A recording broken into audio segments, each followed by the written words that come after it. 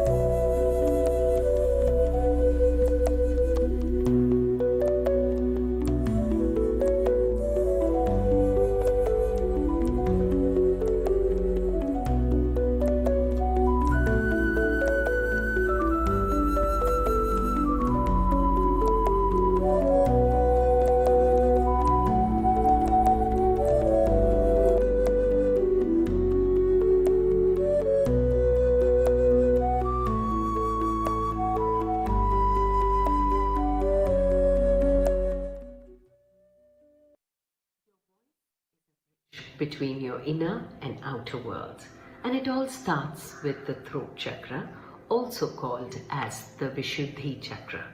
It's the fifth chakra, and an activated Vishuddhi chakra makes sure that you communicate with a lot of confidence, clarity, such that Wow.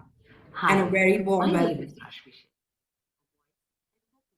Before we begin, I invite you to gently arrive, not just into this room, but into yourself. Today is not about rushing from one session to another. It's about allowing experience to move through the body, the breath, and the being. Thank you for choosing to be here fully. You're a part of something intentional today. Abhyudaya Global Coach Academy was born from a simple yet powerful belief that coaching is not just a skill to be learned, but a way of being to be lived. Over the years, Abhyudaya has grown into a pioneering ecosystem, one that blends deep human connection with thoughtful, cutting-edge technology to transform how coaching is learned and practiced. Through flagship experiences like Meraki, Ikai, and Ojus, the Academy supports coaches across their entire journey, from foundational learning to reflection, renewal, and mastery. What makes Abhyudaya distinct is its 100% experiential design, intimate cohorts, direct mentoring from our master coach, Jaya Bhateja, founder Abhyudaya, and a seasoned faculty that ensures growth is personal, rigorous, and globally benchmark. Today, Abhyudaya stands not just as a certification provider, but as a lifelong community, offering a rich resource hub of over 2,000 tools, an LMS, a session recordings, and practical coaching frameworks that continue to support coaches well beyond graduation. With a 98% first attempt CKA success rate and a strong corporate coaching orientation, Abhyudaya is a trusted partner for leaders and coaches who seek to create meaningful, emotionally intelligent, and future-ready impact. So as we begin, I invite you to stay open, to listen deeply, and to reflect honestly. to allow today's experiences to meet you exactly where you are. Welcome to Abhyudaya.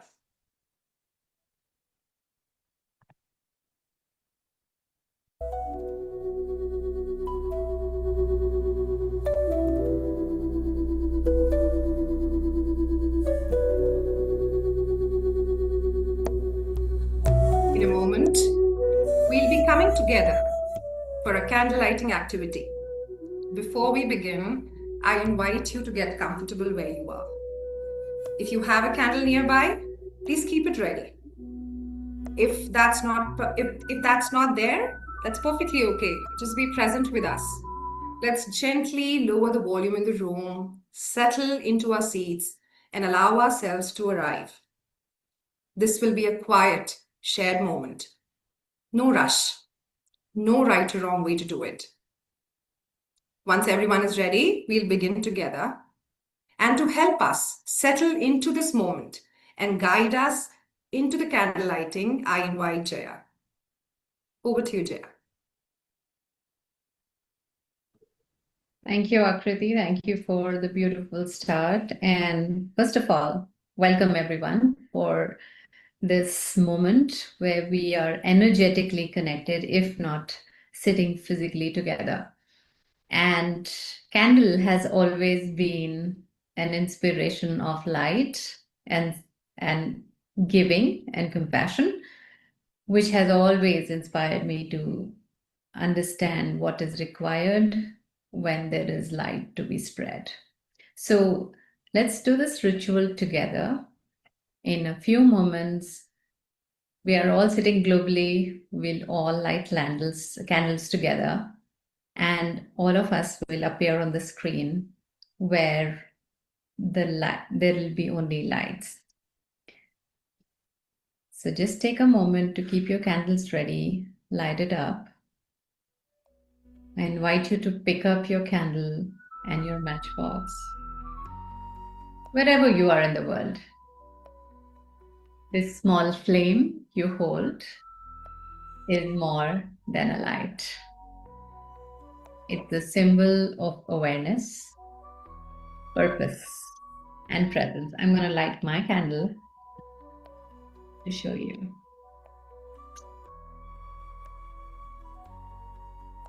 Let this be a moment of inner awakening.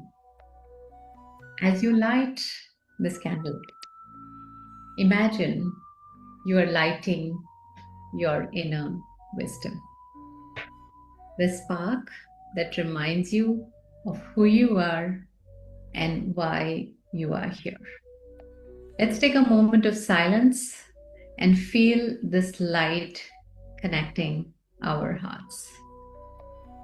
In our homes, across the continent, one luminous community. In a moment, we will take a pledge together. The pledge will be pasted for you in the chat. Let's have everyone with their candles. Can we?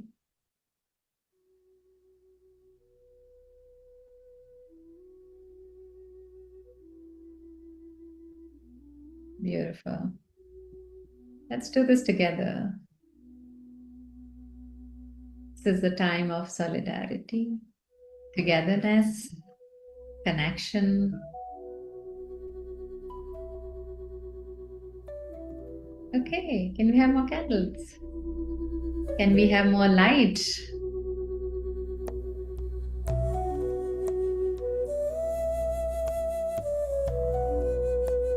Let's have more light. Let's share more light.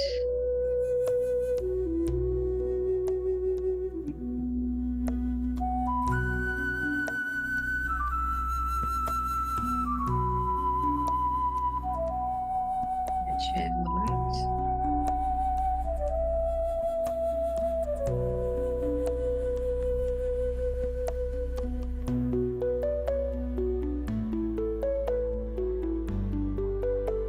The way we are sharing the light together. Beautiful moment.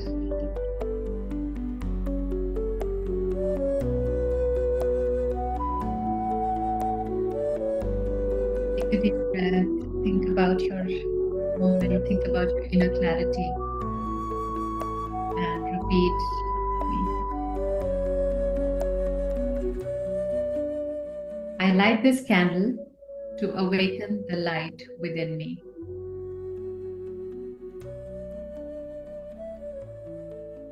I pledge to walk each day with awareness and compassion.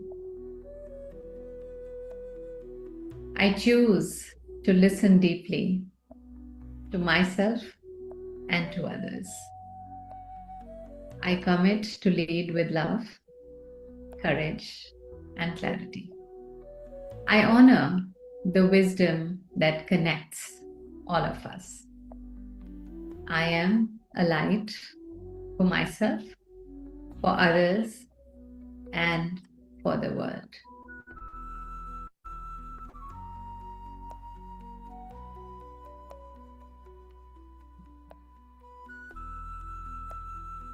Take this moment for yourself.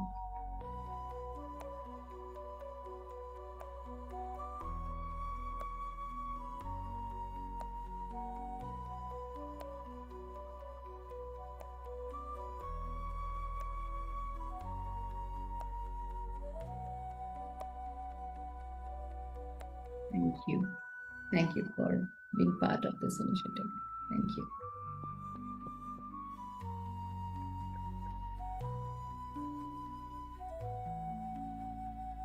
Akriti, over to you.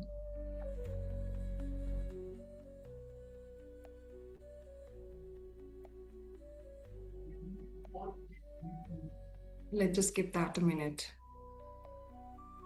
It's very deeply experiential there.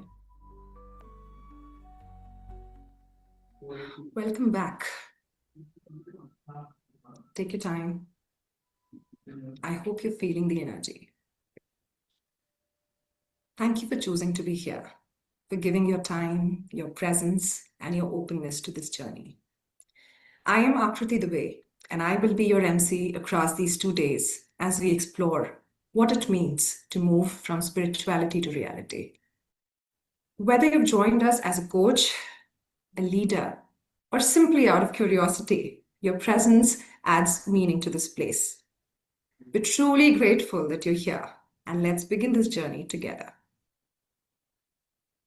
We all know that every journey needs a strong foundation, and today we begin by grounding ourselves in the impact of coaching on the world, not as a theory, but as a lived transformation. It is an honor to open this conference with a voice that has helped shape the global coaching profession for over 3 decades. David Goldsmith is a pioneer and a long-time leader in executive coaching. For over 30 years, he has advanced the profession globally through training, advocacy, and organizational leadership. David works with senior leaders, teams, and boards, guiding them through strategic clarity, leadership development, cultural transformation, and talent optimization. He is known for his incisive, results-driven approach, quickly identifying what truly matters and catalyzing real progress. Most recently, David was selected for the inaugural Coaches 50 by Thinkers 50, recognizing the world's most impactful executive coaches driving transformational change. Please join me in welcoming David Goldsmith alongside Jaya Bhateja for our opening experiential keynote. Over to you, Jaya. Thank you. Can I have David on the screen, please? Welcome, David. Thank you, Jaya. So lovely to see you. Good morning to you all. It's summer here in Melbourne and it's evening time, but lovely to be with you all. Absolutely. And it is such an honor moment for me to host you for this conference. I remember our first meeting in 2016. We met in the conference in Mumbai, and from that time, I have been following your work, been part of your programs, and certainly missing David Peterson at this moment. Just how wonderfully at times we meet and connect for so long. So just sitting with that feeling of connection and gratefulness, David. Thank you for making time for this conference. It's a privilege to be with you all, and I remember very vividly our first time together in Mumbai, and it's been a treat to get to work with you over the many years. Absolutely. Absolutely. So, how are we going to navigate this conversation, David? I'm sure we're going to dance together in this moment. We are What are your absolutely going thoughts? to dance together. We're going to talk a lot about coaching, but it's going to be a little bit more of a personal journey. We're going to be talking about our own reflections throughout the year. Uh, and we're going to also share some of the impact that many of the people in the conference have shared with us. And we're going to do this in a way that I think is fitting with the theme of the conference. And we're going to talk through the seven chakras, and we're going to talk through our experiences and those of other folks related to those. So hopefully we can make this very relevant, very personal, and very impactful. And we'll invite you who are listening to do some things from time to time, take notes, but we're going to ask you to stop and think for yourself uh, what you want to be thinking about as you move into next year. So I think we have a lot of interesting things teed up and some great stories, and I can't wait to share and connect with you and have a lovely dialogue. Yeah, absolutely. And I must say that this is a very unique keynote that when I was preparing, I said, what's going on here?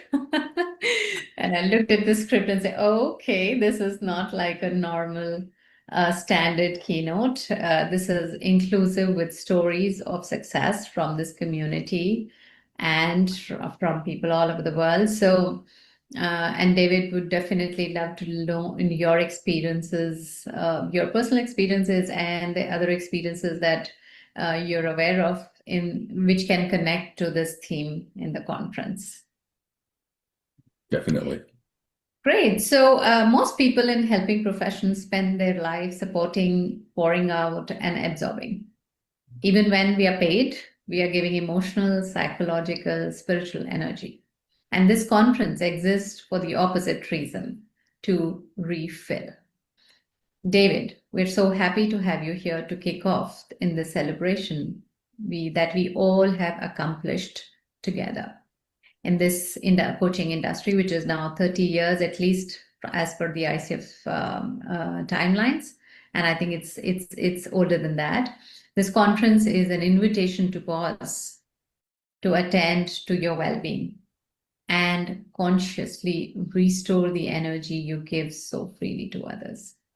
It's a space to reflect on both the trumps and the challenges of the past year, and to carry the wisdom forward. Today it's not about striving anything or achieving anything. It's about reconnecting with strengths, resilience, presence that you already have within you. It's such an honor to be here today and to really think about when I started coaching almost 35 years ago. And it really simply started with my father saying, this conversation we just had was extraordinary. I don't know what you did. I don't know how you did it, but you should go and do that in your life. And that was the first hint that I had some skill and ability to provide in the world. And then a few months later, my friend Mark called me and said, can I hire you to be my coach? And I said, sure, what's that? And he said, well, I think if these conversations we've been having at dinner turned into something more productive, I could get this business launch that I keep stalling on. And I think you could be really helpful. So what I'd love to do is call you once a week for a half hour and talk through what I'm up to. And I think I could be successful. I said, well, I have no idea, but I'm happy to chat. I can talk on the phone. And he said, and I'll pay you. I said, well, I can talk on the phone. I can put money in the bank. Let's do the experiment. And that's really what kicked it all off and really connected me to what I think my fundamental purpose in life has been and what my biggest gift and contribution to other humans are. So I'm very grateful for Mark. Mark and I are still connected together and see him from time to time. And so I'm really proud of what I've been able to do. And so many things have happened out of that simple question that Mark asked me. So that's how I got started, and it's been just an incredible ride. And I invite you all, as we're talking, to think through how you got started in coaching. What sparked you? When did you reconnect to what matters and what's magical for yourself about coaching? People that are called to this profession do it because they love it and because I think of the impact we can make. So really today, collectively, we've made an enormous difference in the world. We're in the golden age of coaching. Coaching is well known, well regarded, an important part of human development. It's come so far since when we first started, when I would say to people, I'm a coach, and they'd say, Little League, soccer, you don't seem very athletic. And I'd say, no, business coaching, personal coaching. They'd say, what's that? And now people understand it when you talk about it, and that's really a very exciting accomplishment for us. So let's really think about our own growth and really celebrate where we're at. And let's start framing our own successes. So think about your own successes as we move forward. So let's talk about the root chakra to begin with. That's the first chakra, which is about basic trust, stability, and foundation. And I'm curious, Jaya, when did you feel most grounded this past year? Well, I thought about this question and I was recalling the moments when I was running out of fuel and I had to really shut down for a few days to restore my energy. And what was beautiful, which emerged in that moment, and we spoke that day, a day before for the conference, David, it's around that time. And I was wondering as to what do I do? This conference is coming up. I'm running out of fuel. I don't know what to do. I was reminded of my 2-year-old nephew, and I was reminded of my parents. So I made a visit to them, and just those 2-3 hours of time with 3 of them actually created groundedness in me. It's amazing how that connection brought back some rooting. And I was reminded of how, spending time with a 2-year and 70-year-old has energized me within no time. And that's what I recall as a moment of, my groundedness, my root chakra coming back to me. That's beautiful. We've asked many of you to provide videos and some stories ahead of time. And I will probably poorly pronounce some of these names. So if I do, I apologize. But Aditi shared that if Abhyudaya did not only provide me with world-class mentors material, it also gave me peers, a community that holds my hand even today. It's not just about the skills that you acquire to become a coach, it's the person you become. And I think that's just a really beautiful expression of what we're about, and the reminder that we have to stay grounded if we're going to be successful. We have to do our own work. We have to understand who we are all the time. Absolutely.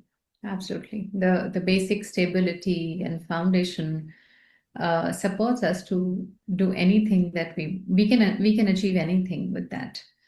So yeah, I see that how the sense of community and connection and people around us can hold us in our ground to be able to achieve anything that we want to.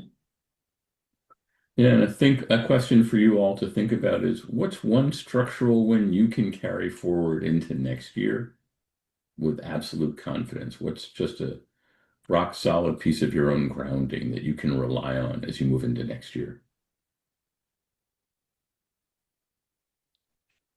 Let's move on to the second chakra. This is the sacral chakra. It's about sexuality, creativity, boundaries. And I think it's important that we understand our own boundaries, what we're going to work on, will help our clients with boundaries. It's a really important element of coaching, both for ourselves, what we talk about, what we don't talk about, how we take care of our time, and for our clients to really understand how they use boundaries for themselves. Creativity is such an important part of the work we do, really helping our clients brainstorm, think through different ideas, but bringing creativity to these solutions. It's not just reading a manual or giving people an instruction set, but really helping people generate new ideas, new ways of thinking. How important has creativity been for you? Well, again, I think being on your masculine energy and drive and constantly achieving, taking action, saps away all the creativity. So that's exactly what happened with me. Exactly what happened with me. And then I realized, hey, we are not celebrating. We're not celebrating small things. So the way I infuse creativity in my life is by actually celebrating small wins, even if I'm not getting a holiday. A small win could be somebody's birthday and somebody's anniversary, and as a small promotion or anything that is significant for others. It doesn't have to be significant for us. And that energizes. In fact, exercising flexibility in my schedule, saying no and yes appropriately, dropping some of the ready plans, embracing serendipity, allowing intuition, actually infusing humor into small, serious conversations. I think being coaches, we are too serious in our conversations, and we actually start wearing that identity day in, day out before we realize that, oh, I haven't laughed for a while now. Learning to normalize asking for help. This is another way of me making it creative. This conference actually is a testimonial of how this was created by the community for the community, and how if you ask for help, it is available, right? There is several moments. I love giving gifts, and that has been a source of creativity for me. So this year, David, I thought of reclaiming myself. So that was my motto. And I said, okay, every decision or every choice I make, I will reclaim myself, which means reclaiming my own emotions, reclaiming my expressions, reclaiming what I want to do as a choice, as work, as relationships. And that has helped me define a lot of boundaries. It's beautiful. I think for me this year, intuition has played a huge part, and I've really been able to tap into my intuition in ways that are 10x what they've been 5 years ago. But I notice that I have to be centered. I have to be calm. I have to not be resisting that the schedule changed or this thing happened or this other thing didn't work. But I've also learned to treasure going off and having a coffee by myself and just sitting and thinking and not looking at my phone, but just relaxing and having coffee and looking out into space or enjoying the view. And that's really been a really very, very helpful move for me this year. Absolutely. Absolutely. And then we have Soumya who shared Yeah, her. let's see what Soumya had to say. Yeah, she Coaching said, awakened me. Today I'm more confident, assertive, organized, and grounded, comfortable with solitude, clarity, and boundaries. interesting. Real example of sacral chakra. So my prompt for all of you is to really think through for yourself and make notes along the way. Where did you abandon the script this year and allow your own creative coaching energy to flow? Maybe that led to an unexpected contribution. What did you notice about boundaries? So some reflection questions for yourself as we move through. Absolutely. Awesome. Let's move up the body to the solar plexus chakra, wisdom, power, and courage. And this chakra celebrates the courage and commitment required to show up for our clients, even when it's difficult, even when you're tired. This is their inner fire and resilience. For me, because of time zones, I have many clients that I'm working with in other time zones, so I'm often getting up very early. And I have to get myself awake very quickly so that I can be fully present and create value. Because of that, my Aura Ring now thinks I'm an early riser, so that I should always be getting up very early. So that's one place where I've leaned in and just got comfortable that I'm going to start my day early, and I get to start my day with really interesting humans growing and expanding. think about for yourself, how did you show up bravely? What's taking courage for you that you're proud of? Well, rather than looking at this year, I was actually reflecting of my journey of last 10, 15 years. And the words that came to my mind was being a woman and being in coaching, and then that too being in India, and that too being an entrepreneur, and then add the layer of AI. Oh, this has been something. It has constantly challenged my courage, constantly demanded power, constantly discouraged and hampered every plan that came in our way, right? And I'm sure that's a story for a lot of us. That's where I feel my solar plexus has helped me to tremendously keep going on. There were days when I called it off, but the next day showed a hope. There were several times when there was tremendous pressure to give up. And what I'm also realizing, David, tell me how, if it is true for you as well, that being a coach and being an entrepreneur is such an opposite role. And it stretches you in different directions. Like how? Needs so much of grit, power, and courage constantly, every day, pushing you This to has make. been, this has been one of the interesting things that we've seen across the coaching profession, because many people train and become a coach, but that's different than becoming a business person and running your own practice. Yeah. And for many people, that's just too much. And then if you take it further and have your own practice and run a training school and serve on boards and everything else, it becomes a lot. And I think we forget that there's a difference in terms of training to become a coach and training to become an entrepreneur. And unfortunately, the entrepreneur part has been hard for many people. And what we've seen is many people have gone and worked for other companies who will do the business building part, and they get paid way less than they could if they had learned the skills to build their own business. And I've been a big advocate that really good coaches should learn how to build their business. It's not as hard as they think, but it's a lot of work and it's a different skill set. And I think all the things you shared are really important elements that we have to think through to be successful. And then we've got AI coming along, and how is that going to affect our profession? And there's ethical challenges. There's all kinds of different concerns. Will AI take over coaching? What does it mean to be human in coaching? We hear all day long of people having conversations with Gemini and ChatGPT. And are those coaching conversations, or are those conversations where they get to hear what they want to hear? So there's a lot we're working through, and there's a lot of challenges we have as coaches. Absolutely, absolutely. So here is Rohit's story when he shares about his life.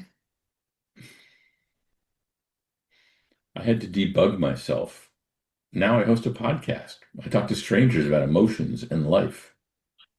The old me would have died of fear doing that. Coaching didn't make me confident. It made me accept who I actually am. And that changed everything. What a beautiful quote. And Rohit has a beautiful video. If you haven't had a chance to watch it, I recommend you go take a look at that as well. Yeah. But it's such a beautiful example of what the solar plexus is all about. Absolutely. Every time there is tremendous pressure to give up, or even a bleak choice of giving up, there was an inner wisdom that holded it back. And that's what really solar plexus is all about, how it holds you and bring that power that's required. I don't know how and when, but it does. Yeah, so I'd invite you, as you're listening and watching, to think through, what was your biggest act of courage this year?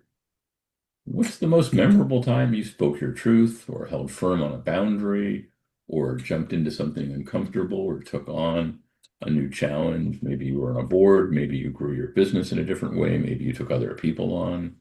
What was it for you? And just take a minute to think about that and make a note of that and celebrate yourself for that.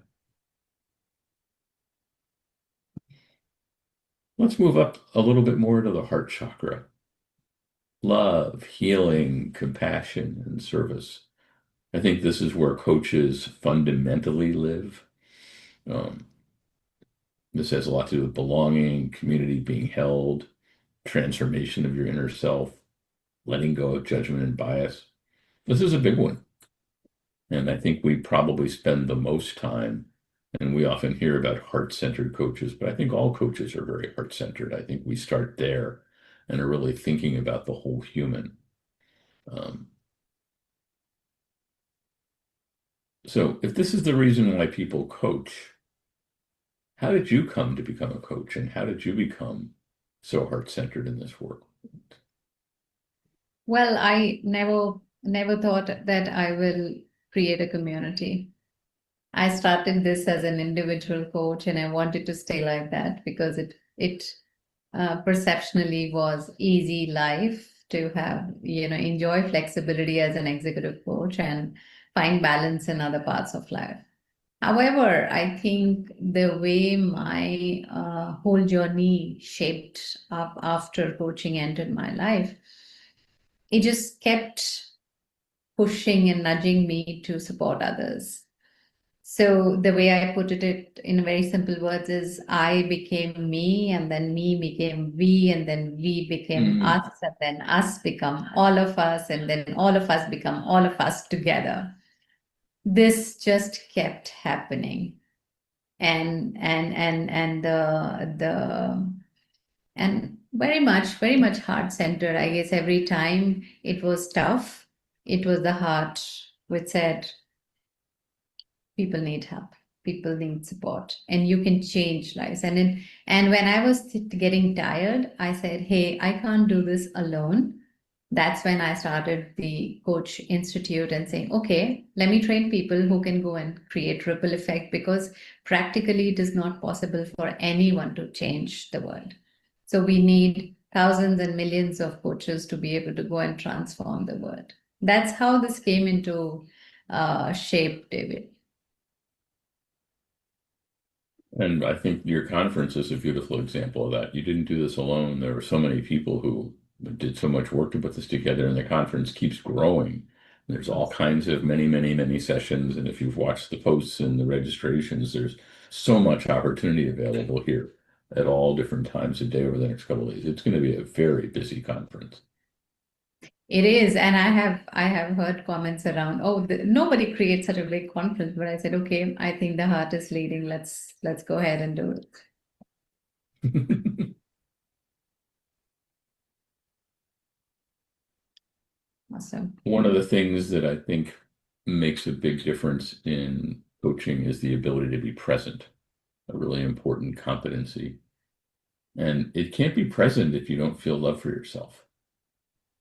Yeah, and that's a very important conversation, because I think in the business of taking care of others' heart, you forget your own heart, and then you have to be reminded when you're burnt out. And I think that was the place I was in some time back, before I had to pull back and said, I need to start taking care of myself. And I think that's a reminder most of us as coaches or people in people development profession constantly needs to get, to start loving ourselves more, start taking care of ourselves more. Yeah, I love what Madhumita says about every coaching conversation is really a mirror. And we've been talking about this since we've been training coaches, that whatever it is the clients are working on is what you're working on. And that reflection is so profound. Whether I'm designing a leadership journey, facilitating any session, or mentoring coaches, I'm constantly reminded that human-to-human connection is still our deepest technology. And I think it's a really important thing for us to recognize. When I teach folks about AI coming along, what I encourage them to do is to really think about, what does AI do that you can't do? And more importantly, what can you do that AI can't do? And how do you index on doing the parts that AI can't do? What is fundamentally human about you and your coaching, and how do you provide that? in a way that AI can't do uniquely. It can only do it in a mimicking fashion. So I think that's a really important thing as we think about. So as we're wrapping up the heart chakra, I want you to think about your own personal experience. And where did you get stuck this year? And how did you get through that? And how can you work from your heart and nurture others? So I think this conference is a perfect place to do that. How did you come to pair coaching and spirituality together for this conference? What had you put those two together, Jaya? Oh, that's for me. Yeah. My own experience, David, I started feeling that it cannot just be work and it cannot just be, continue to support people. And when I was feeling the lack of energy in me, and I started reflecting, I said, I'm doing the work I love. I'm passionate about it. This is my purpose. This is my vision. So then why am I feeling disinterested? Why am I feeling out of battery? And what's going on? And that's when the inquiry started to say, hey, listen, all of the batteries that run your system that you don't see are actually empty. You have been running around supporting everyone else, but not really taken care of the energy centers. And that's when chakra framework obviously has been there always. It kind of created a connection to say, in today's world, whether it is leaders or even coaches, if you're not taking care of our energy and attention, then something is missing, because the information overload and the chaos and the technology and the pace and everything is actually just sucking the life out of us. That's where I thought of integrating and saying, I think we should start talking about coaching and the integration of energy. Beautiful. I love that. Speaking of that, you may recall, but in the courses that you participated in that we led together, one of the modules that people loved the most, and you mentioned David Peterson at the beginning, was the module we did on coaching with love. That was always grabbed people's attention and one of our favorite topics that we had. So my thought for everybody here listening is to think of the client connection that changed you the most this year. And note that your greatest contribution flowed from the purest space of your heart. And just take a minute to soak that in and take a notice. Let's move on to the throat chakra, communication and truth. And in our work, we use so many tools, frameworks, and methodologies. Over time, what stood out most is not the sophistication of the models, but it's the quality of the conversation, and how coaching is a way to bring about truth in not only others, but ourselves. So one of the critical pieces about this is to really think about articulating our own future vision, speaking our own legacies into existence. And how have you done that this year, Jaya? This year I had a deep realization about throat chakra specifically. Why? Because someone gave me a compliment saying, you sing well, but I never saw you singing. And that day I had a realization that even in the, even alone, when I'm alone, I'm not able to sing fully. That was not only about singing. It was a lot of shadow work and a lot of understanding that I had to cultivate to see what are the places I'm not speaking of. What are the places I am actually keeping myself small? What are the places that I'm not voicing my needs? What are the places I'm hearing something that I shouldn't be hearing? And it has led to further discovery around who am I? What's my purpose? How do I want to show up? How do I want to be received? And how do I want to receive others? And this discovery has actually led me to start learning to sing and to give myself permission to sing when you're alone, because that's when your throat chakra opens up. That's when you voice it. That's when you channelize your expression and emotion from body to mind and connect it. You connect your body, mind, and heart. So could be a very funny example, but I think this was a very big discovery. In fact, throat chakra actually enables difficult conversations if we have to talk about workplaces. If you have to talk about how to say no without feeling guilty, how to be proud about yourself unapologetically. That's all throat chakra. Your singing story reminds me that I would really like to sing, and I can sing, but I'd allow myself to do it so infrequently, and I'm never really sure which register I should be singing in. And then it gets more complicated because my wife is an opera singer who's a really, really, really good singer. So I never can get anywhere near close to it. So I loved your story about singing and singing more publicly, and it's something I have to work on at some point as well. Yeah, I So thought. what? Yeah, I noticed difference in myself when I started doing that, and I am guilty of stopping my husband to not sing loudly because whatever. And now I feel that he should try that. I love Rakesh's quote, through coaching, I learned how to build a career that gives me meaning, not just milestones. It helped me find my voice. Voice. Yeah. So beautiful. So think for yourself now. We're going to stop for a minute and we're asking you to step into the future. And from this grounded and heart-centered place where we're talking about the throat chakra, just take a moment for yourself and write down for yourself or say it out loud to yourself. What's your highest intention for the coming year? What is the truth about yourself and your skill as a coach and the impact you make that you're finally ready to declare? What's your version of singing that's ready to come out this year? What are you going to use your voice for? Very powerful. What are you going to use your voice for? That's right. We have two more chakras to go in the time that we have left. So let's move on to the third eye, awareness, intuition, and vision. This, I think, is for me one of the most interesting chakras because many people ask me, what makes you successful? Why are you good at what you do? And I think I figured out that about 90% of what I'm doing is pattern recognition. And that my brain is a giant database that with an ability to cross-reference very, very rapidly.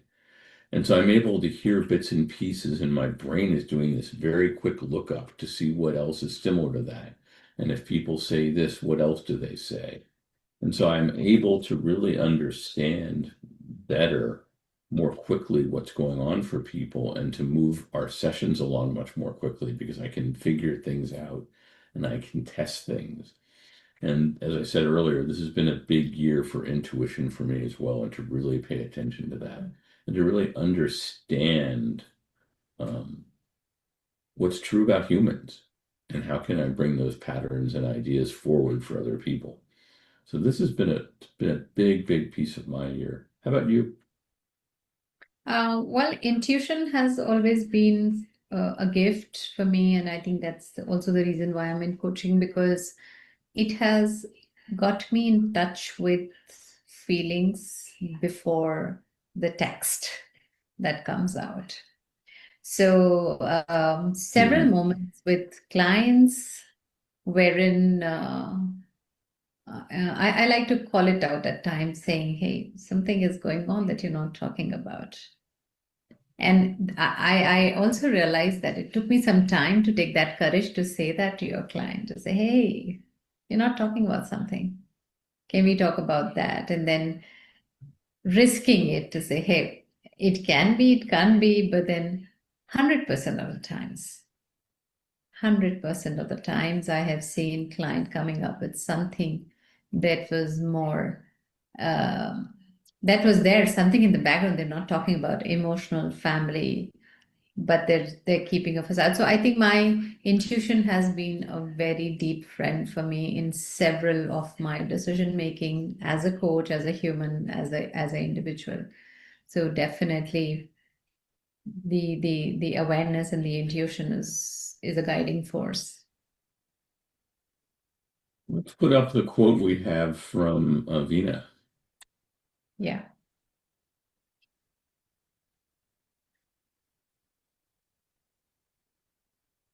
If I have everything, then why am I not happy? This particular question led me to coaching, and it was a very beautiful, reflective journey where I could understand my strengths, my blind spots, and my patterns. And I'm going to ask you all now to think through this idea. Close your eyes for a moment and just ask your third eye to show you the next bold step you might want to take. See the impact of that step already accomplished.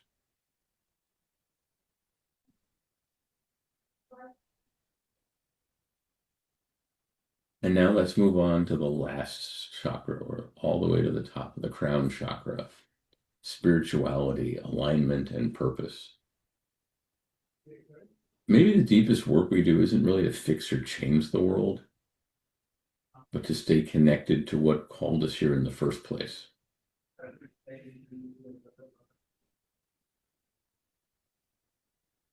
Yeah, that's for me. Yeah.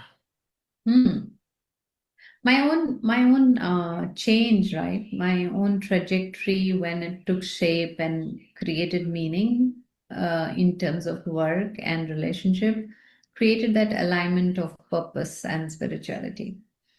And that's what led me to say, hey, this makes sense. If this career can give you a balance, is when you put your energy into it. And end of the day, it should satisfy you. The work should satisfy you and connect with who you are at the core.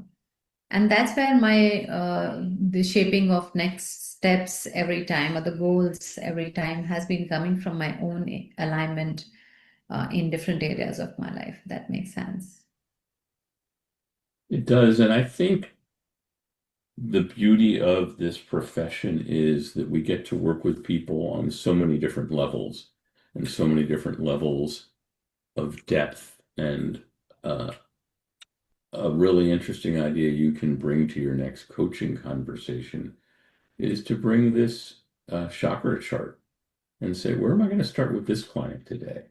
What chakra would be a place where I could connect most powerfully with this client in this reason today? And these are all different tools and structures and strategies that you can use to really make yourself more powerful and more successful and more connected. I see there's some questions in the room, David. Let's take them. Okay, Anil has raised his hand. Anil, would you like to come on the camera? And camera is to be enabled by the person, I think, so that I can come. Sure. We'll do that. Meanwhile, you can start your question. Sure. So thank you, David, and thank you, Jaya, for this very interesting format of a coaching conversation taking through.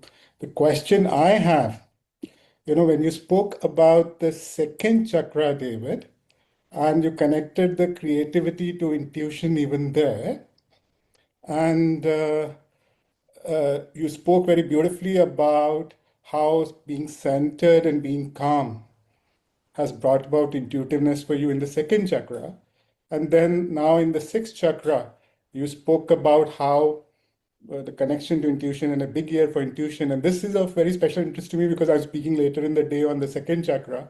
And I know the correlation between the second and the sixth in my own way from another lens. But I would love to hear your perspective of this connection. Not maybe second and sixth is one, but the whole string of pearls, because all of this is interconnected. So would love to hear your perspective. I think you can't ignore any one chakra. I think we're going to have some of them that are energized more at different times, some of them that are in alignment, some that are out of alignment. But one of the simplest ways that I work on myself is I will sit and really spend a minute reflecting before I start a coaching conversation. And I will literally go from my first chakra to my seventh, and I will notice, where are they? What's happening? What's going on? Does anything need to be sped up or slowed down or aligned or shifted or thanked or welcomed or invited in? And I think doing that is really important. You might use different ones at different times, but you want to make sure that it's all connected and working together. That'd be my view. Jaya?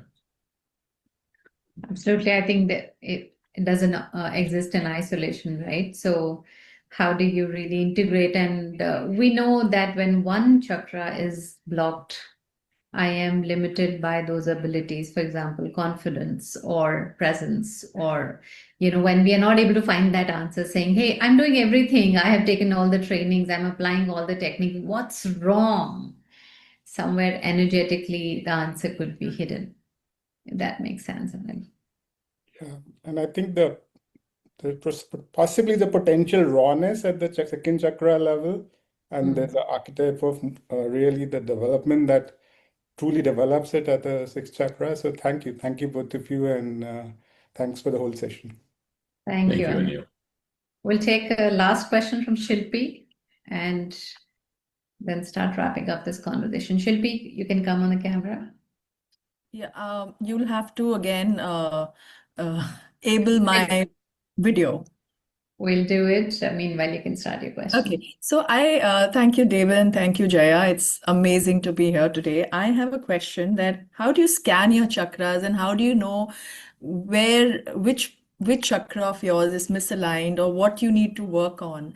Like I said, there's a healing perspective where you, in the first session that I attended is when you say that, I'm healing my chakras or I'm scanning them through meditation.